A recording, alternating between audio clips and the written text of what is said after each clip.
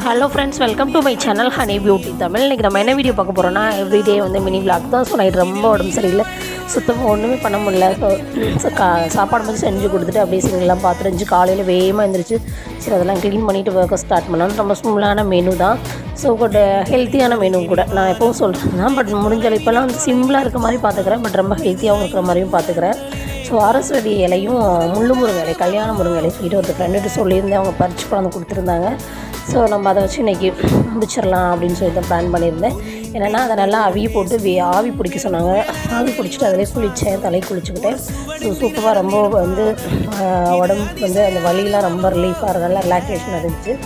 முள்ளு முருங்கை இலையை வச்சு ஒரு தோசை தான் ரெடி பண்ணேன். நம்ம எப்போவும் உள்ள தோசை மாவுலேயே முள்ளு முருங்கை இலை, ஒரு 5 பல்லு பூண்டு, ஒரு அரை ஸ்பூன் வெந்தயம், அரை ஸ்பூன் மிளகு, சீரகம் ஆட் பண்ணி மிக்ஸி நல்லா கிரைண்டர் பண்ணி மாவில் ஆட் பண்ணி தோசை ஊற்றிக்கிட்டேன்.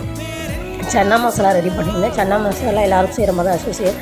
ஸோ ரெசிபி வேணும்னா சொல்லுங்கள், நான் தனித்தனியாக வந்து அப்லோட் பண்ணுறேன். முள்ளு முருங்கை தோசையில் வீடியோ வந்து தனியாக அப்லோட் பண்ணுறேன். முடிச்சுட்டு வந்து நான் நட்ஸ் ஜூஸ் எடுத்துக்கிட்டேன்.